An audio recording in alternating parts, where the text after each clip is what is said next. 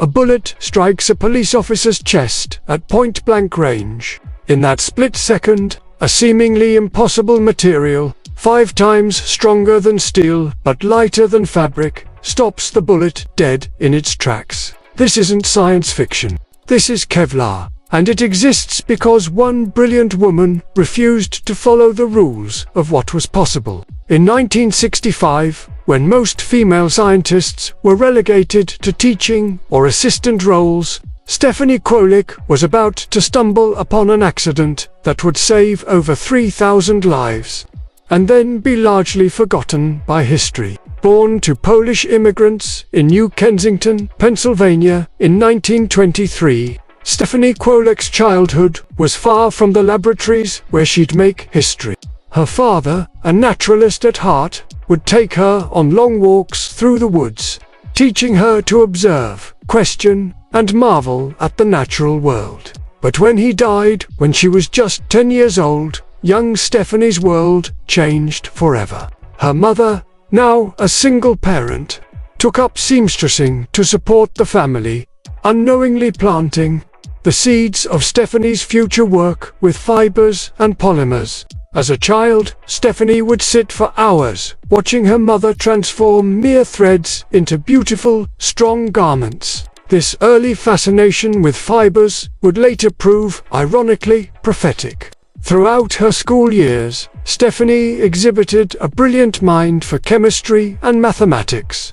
But the 1940s offered limited opportunities for women in science. Medical school was her dream, but the lengthy education required seemed financially out of reach. Instead, she pursued chemistry, telling herself it would be temporary, just long enough to save money for medical school. But fate had other plans. After graduating with a degree in chemistry from Margaret Morrison Carnegie College, she accepted a position at DuPont in 1946, entering a male-dominated world that would test her resilience in ways she never imagined. Walking into DuPont's research facility, Stephanie Kwolek faced a wall of skepticism. Female scientists were rarities, often dismissed as temporary employees who would inevitably leave for marriage and children. But Stephanie had other plans. She threw herself into polymer research, working twice as hard to prove her worth in a field where men dominated every leadership position. Her male colleagues often questioned her findings, requiring multiple verifications for results they would have accepted from a male researcher without question. The scientific community's gender bias wasn't her only challenge. The 1960s brought a looming crisis. Predictions of a gasoline shortage threatened the automotive industry. DuPont tasked their teams with developing lighter, stronger fibers for reinforcing tires, hoping to improve fuel efficiency. The pressure was immense.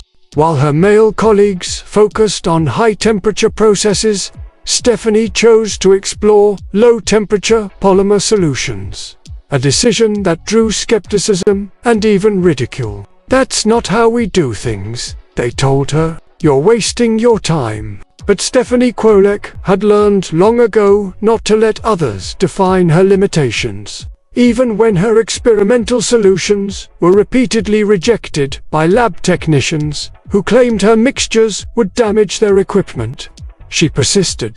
In a world where every day meant proving herself anew, Stephanie was about to turn a supposed mistake into one of the most important discoveries of the 20th century. Late one afternoon, in 1965, in a DuPont laboratory, Stephanie Kwolek was peering into a beaker containing a cloudy mixture. Any other scientist might have discarded it. The solution was thin and watery, unlike the syrupy substances typically used in fiber development. But something about its opalescent quality caught her attention. Rather than starting over, she decided to test it. If she could convince anyone to help her. The lab technician initially refused to run the strange substance through the spinneret, certain it would clog the expensive equipment. Only after Stephanie's persistent urging did he reluctantly agree. What happened next would change the world of materials science forever. Instead of the expected failure, the solution spun perfectly into fibers. But these weren't ordinary fibers. They were incredibly strong, stiff, and lightweight. Initial tests showed properties that seemed impossible. The fibers didn't break, and they were 5 times stronger than steel at just a fraction of the weight. Stephanie's hands shook as she recorded the numbers. She ran the tests again and again, each time confirming what seemed miraculous. She had created what would become known as Kevlar. The implications were staggering. Here was a material that could revolutionize everything from aerospace to armory. But when she presented her findings, many colleagues dismissed them as experimental error. The numbers simply couldn't be right, they said. A material this strong and this light defied existing scientific understanding.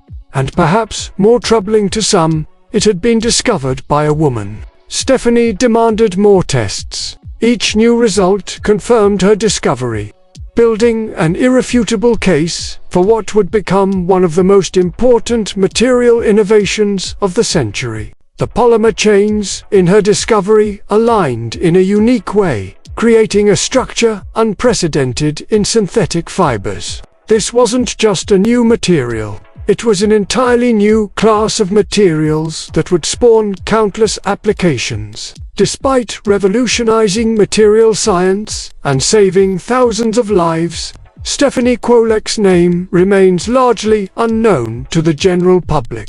While her invention, Kevlar, became a household name, its creator faded into relative obscurity. Several factors contributed to this historical oversight. First, as a female scientist in the mid-20th century, her achievements were often downplayed or attributed to the larger DuPont organization. Media coverage frequently focused on the material itself rather than its inventor.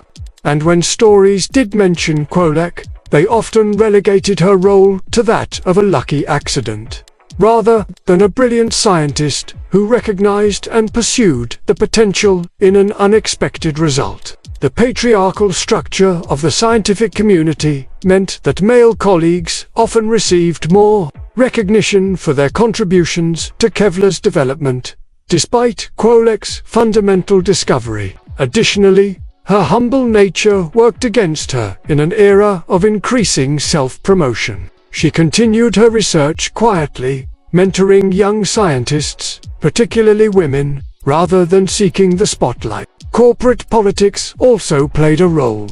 As a DuPont employee, much of her work remained behind closed doors, with the company's name taking precedence over individual recognition. While she received the company's Lavoisier Medal and was inducted into the National Inventors Hall of Fame.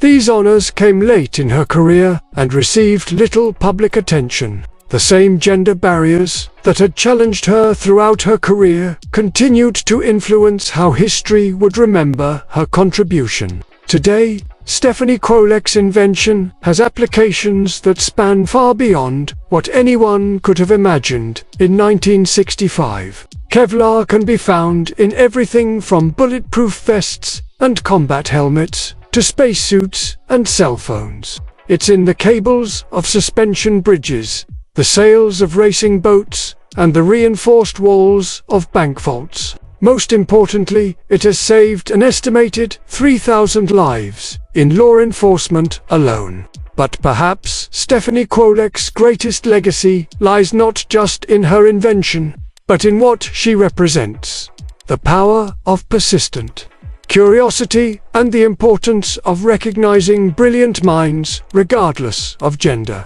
Her story reminds us that groundbreaking discoveries don't always come from expected places or follow conventional paths. She proved that sometimes the most remarkable breakthroughs happen when we question established rules and pursue what others dismiss as impossible. In the current era, where diversity in STEM fields remains a crucial issue, Kwolek's journey serves as both an inspiration and a warning. an inspiration to young scientists, particularly women, who dare to pursue their passion against the odds, and a warning about how easily crucial contributions can be overlooked when we allow biases to cloud our recognition of genius. As we face unprecedented global challenges that will require innovative solutions, we must ask ourselves, how many brilliant minds are we still failing to nurture? How many potential world-changing discoveries are we missing?